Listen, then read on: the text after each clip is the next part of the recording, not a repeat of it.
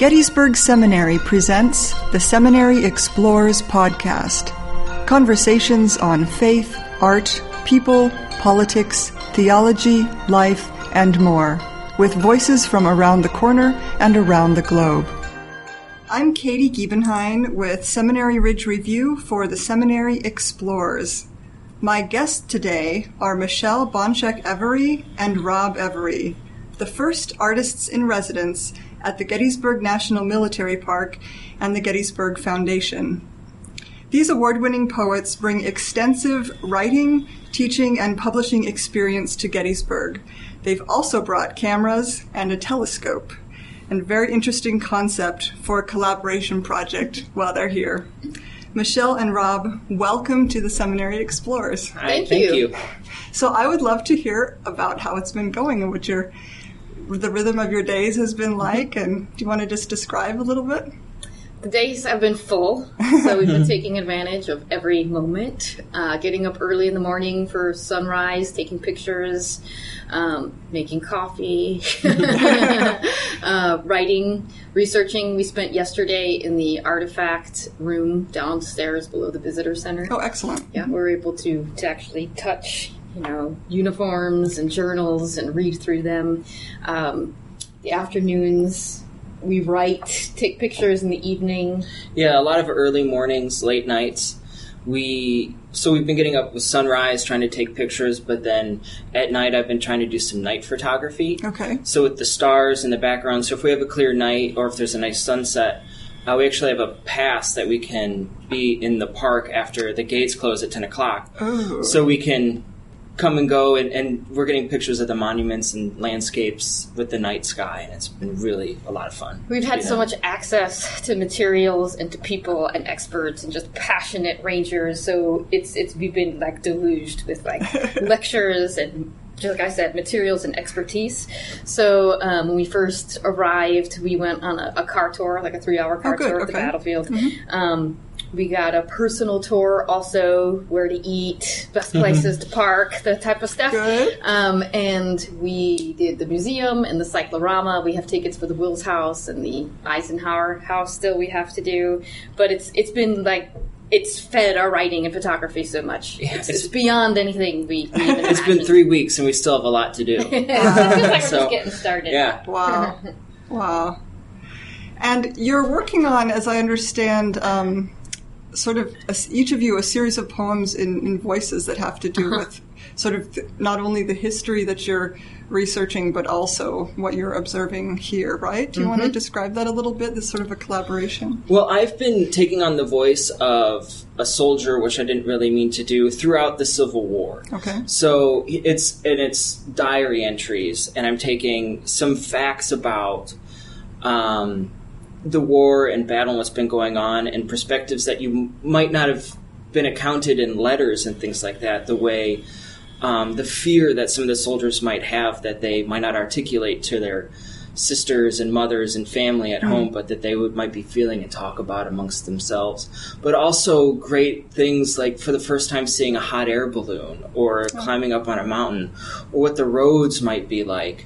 The different types of marching that they have to do, and the daily life, and how boredom can make mundane things seem interesting, And so I have a couple characters that I'm working with right now through that. Yeah, yesterday the curator, Greg Goodell, at the in the artifact room said that the old adage that war is 90% boredom and 10% terror seems to reflect the poems a lot. And speaking about being exposed to things for the first time, I mean, these are people who would not have really left their towns in a lot of cases, so they're crossing state lines, experiencing landscapes they never had before, meeting people they hadn't had before. I wrote a poem yesterday about Confederate soldiers eating ice cream for the first time. Oh, sure. So it's really trying to get into their bodies and their humanity and their individual experiences and trying to make them come to life in ways we haven't read before. And it's so interesting that you just mentioned the proportion of time. There's so much fear and waiting, right? Mm-hmm. And boredom and waiting and uncertainty. And that's just not addressed nearly enough in writing, right? So I love that you're doing that. That's great. I mean, seriously, that's so much more of what their daily life was like. Yeah. I understand that you have some new work with you. It would be tremendous if you would be willing to read something. Yeah, I'd love to. Okay. I'd love to. Yeah. Why don't you go first? Okay. This is as fresh as it gets. So some of these are still a little raw. Nobody's heard these things. Nobody's heard them before. Except ourselves. Yeah. So I might start off with maybe a little darker one that depicts what you could consider something like Pickett's charge, but it's the first time he's seeing a bayonet charge. But he's also thinking of home, so he's conflicted because he thinks of home, and he also is thinking of battle and violence and domestic violence, because this is a domestic dispute, the Civil War, but it also goes into the home. And right now I don't really have a title for it, but it might be titled Blackbirds. Okay. The first time I saw the Reds coming ready for a bayonet charge, the sight reminded me of the first time I saw my father hit my mother. I never knew people had the ability for such violence, in which their bones break that of another's, and how complacent a person can be to receive that violence. So there I was, like my mother, waiting to stand up against what looked like a forest of steel that I need to cut down with a volley of hollow iron mini-balls. I thought that they were hollow, so they would fly easier, like birds, but that isn't the case. But still, I think of them like that, like a murderous band of blackbirds streaming toward a steel stand, each bayonet blinding in the sun. The blackbirds charge into the mass, and each strikes out a bright sun. When the Reds came across that field at double step, I grit my teeth and thought of Mother waiting, and after a while bent to a knee in fear and pain, unable to shoot or to fly away. Wow. Thank you. Yeah. So some of the poems that I've been working on are in the voices of women soldiers, but also women at home, not on the front. And I had been reading about the Union blockade and all of the materials that people in the South would not have had access to, simple things.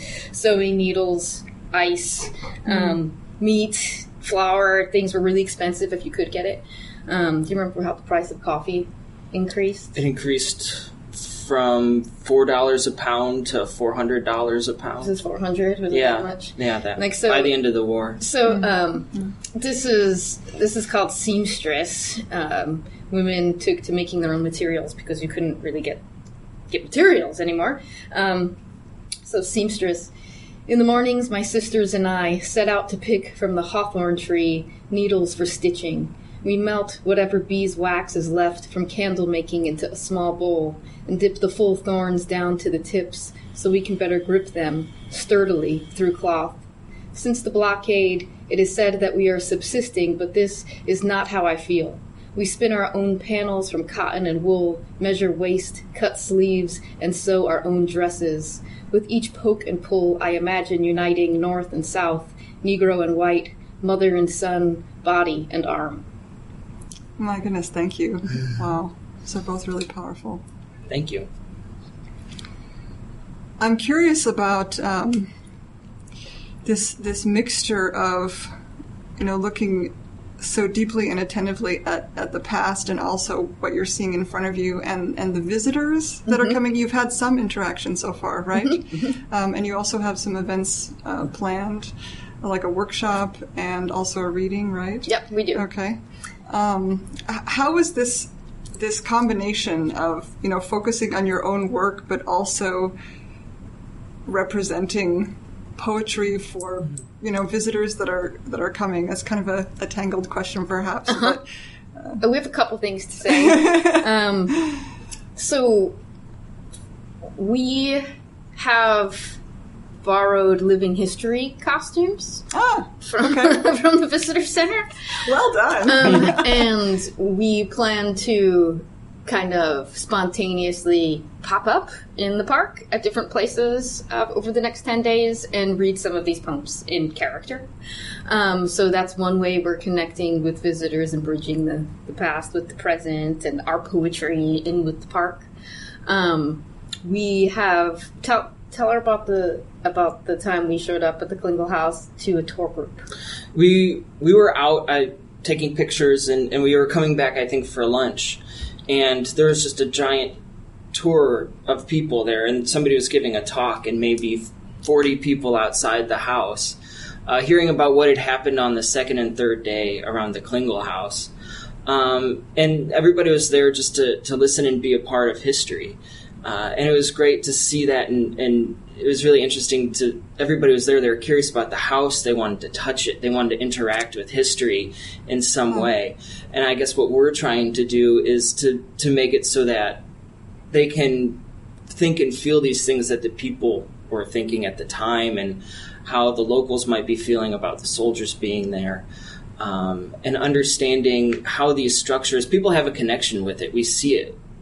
They want to touch it, they want to look inside, they want to do all these things. And so it's really great to see people out there interacting with it and wanting to connect with it and learn about it. Yeah, there's a lot of reverence, too. I mean, and you feel that, respect and spirituality. We've driven, we drive through the park. I don't know how I'm going to not drive through the park when we leave here, because I feel a little empty when we don't get to do it now.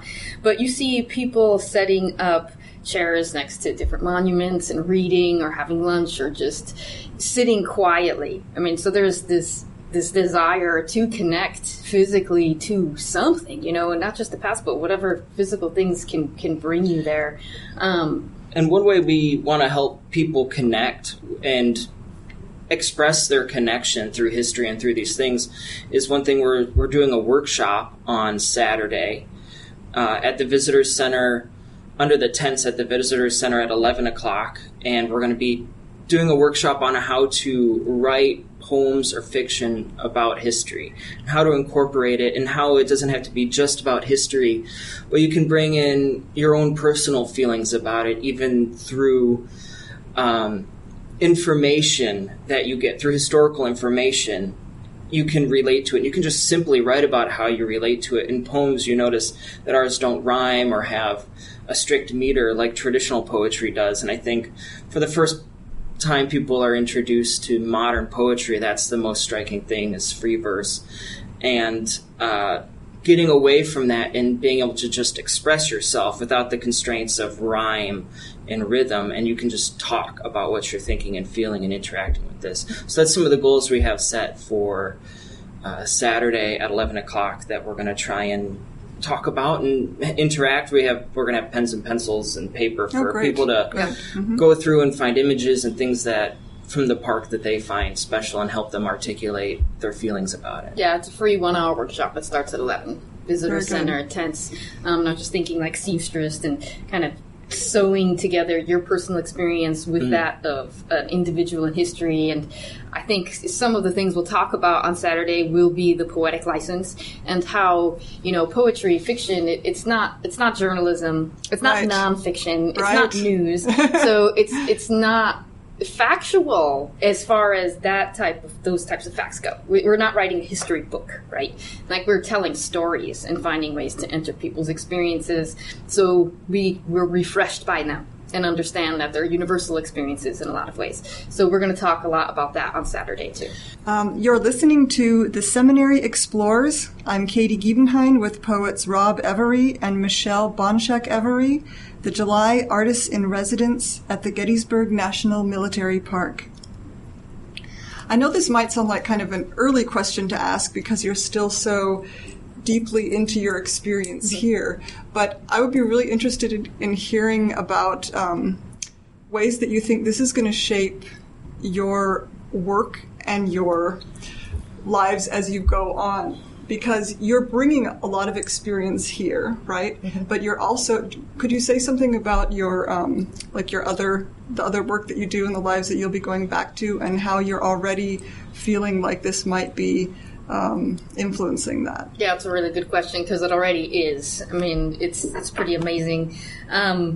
I studied under the poet Bill Hayne, who has many books on historical events and the Holocaust and Crazy Horse and Custer.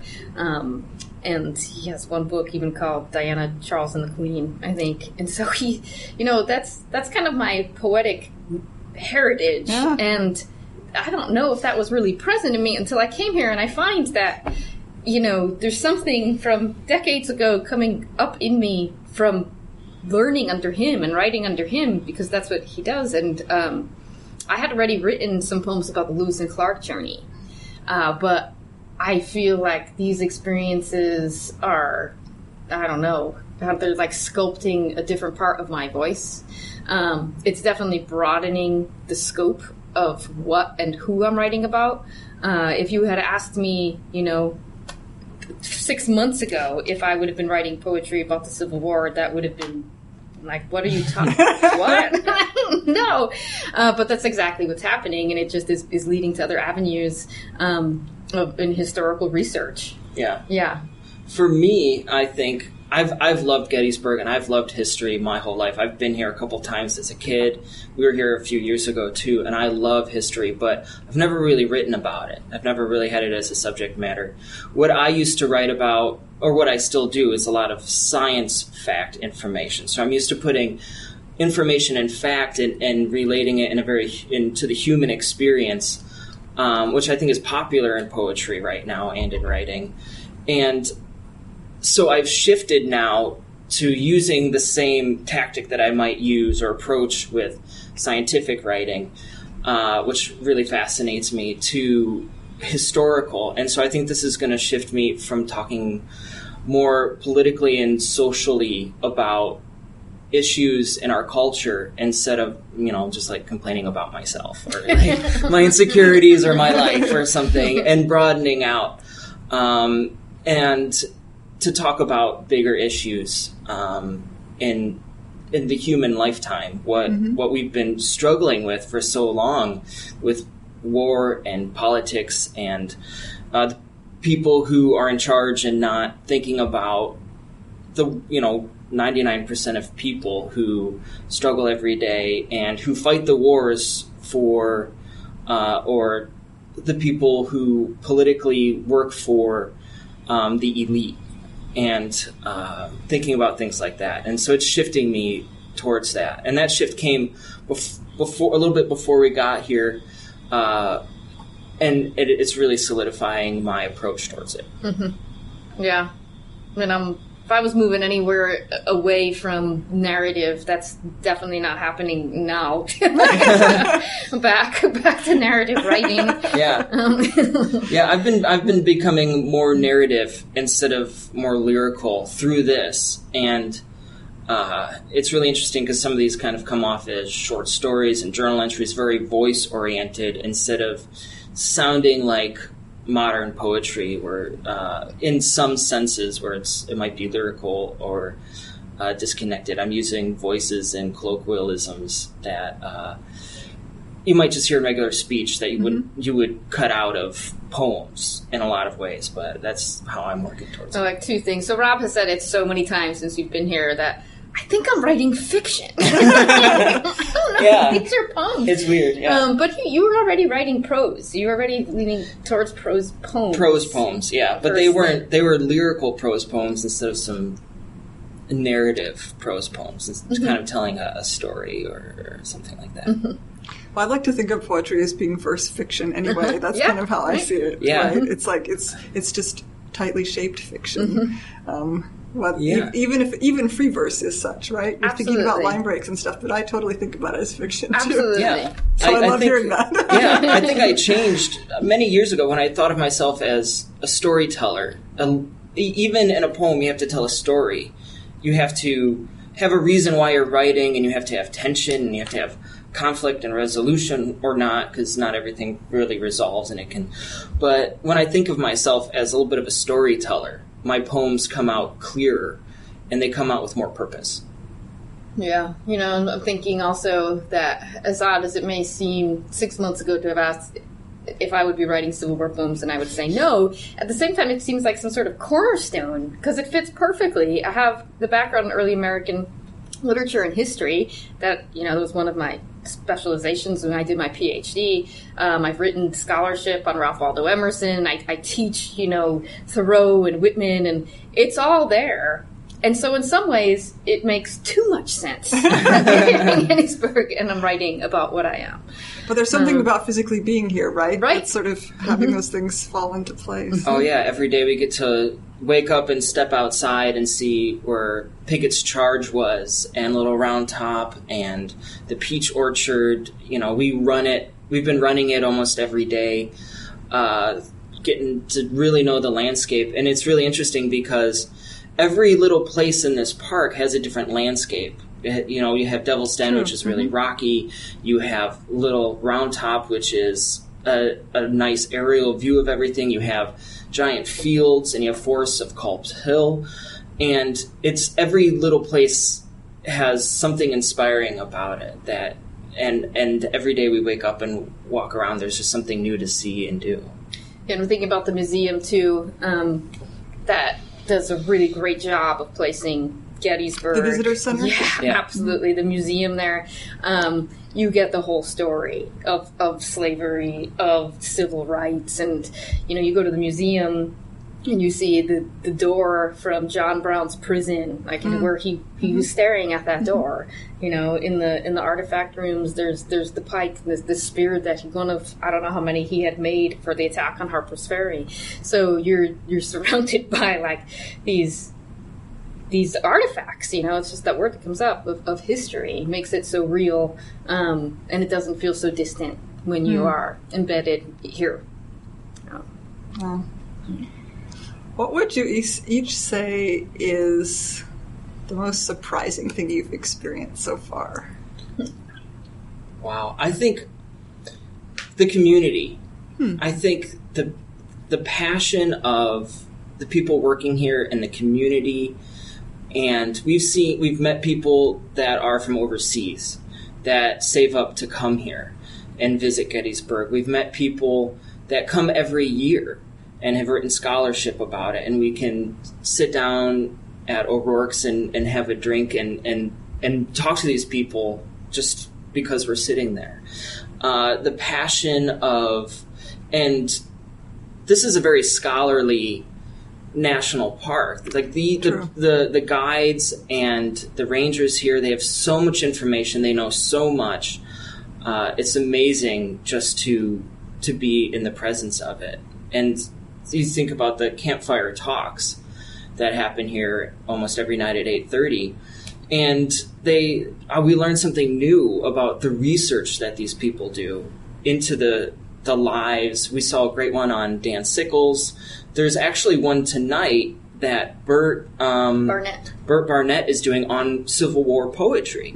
So really excited that how involved people are in the culture and the history and how much knowledge they have. That's been amazing and a great resource for us. Yeah, so not to sound too solipsistic, the thing that surprises me most is my reaction to things. Huh, interesting. So I don't like to watch war movies. It's hard for me to read about war. It's hard for me to teach Frederick Douglass in my early American literature class.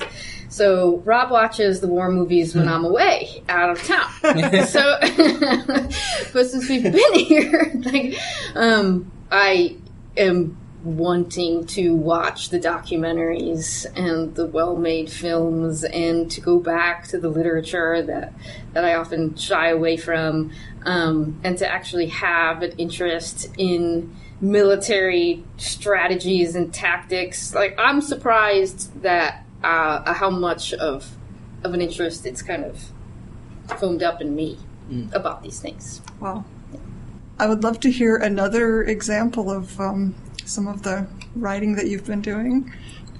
I can read one of my more narrative, lighter poems. Okay. So you can get a sense of maybe what I'm doing with narrative, because the last one is a little lyrical and imaginative.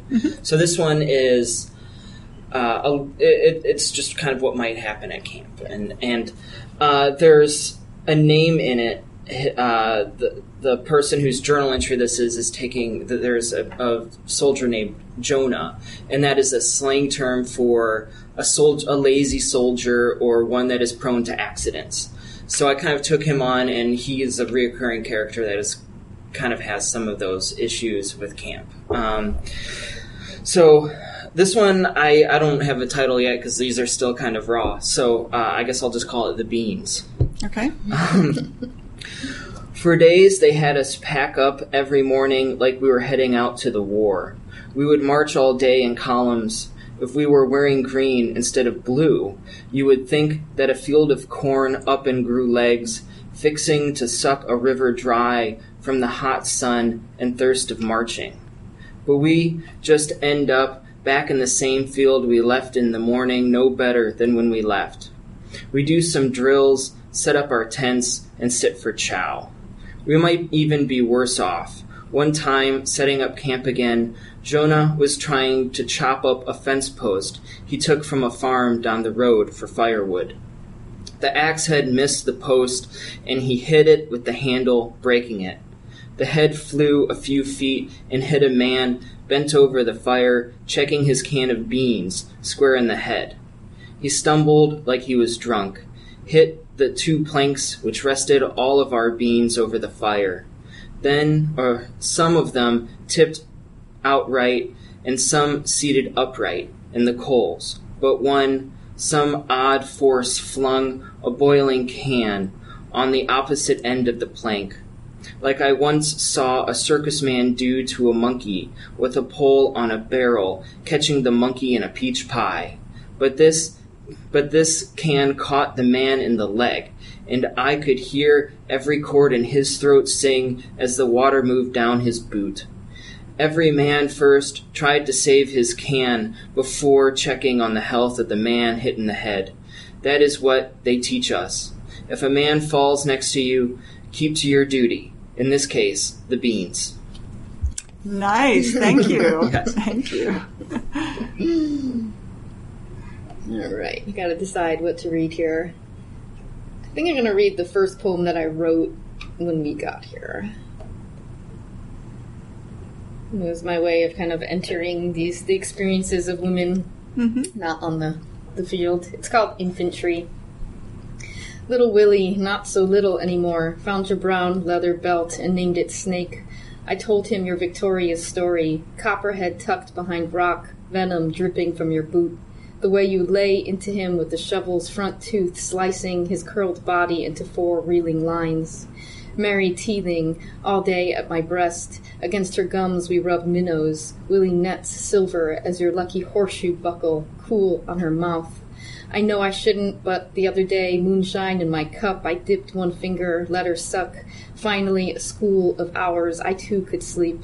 And Emile, who fits into your shoes, able now to reach the high jars, he who lifts Mary to the sky until she laughs just like you used to. He tends the cattle, runs the horses like you taught. But in the red light of sunset, I see his lean body breathe leaner, and we pray each night no letter calls his body to those other fields, the gold wheat I picture bending around your form, the rivers I heard turn blood. Here it is our blood in the fields, our blood in the sinks, our blood mixing with soil we wash from roots, ours at the table beating, where Emile lays his dice in your place, and we pray for your return. Wow, thank you. Only part of war happens on the battlefield, right? Only part of it. Thank you for listening to The Seminary Explores. Learn more about Rob and Michelle's work and opportunities to get involved with poetry at The Poets Billow. Visit the web at www.thepoetsbillow.org. Thank you so much, Rob and Michelle. Thank you great. so much. You have been listening to The Seminary Explores from historic Seminary Ridge in Gettysburg, Pennsylvania, a production of Gettysburg Seminary. We invite you to visit our website at www.ltsg.edu.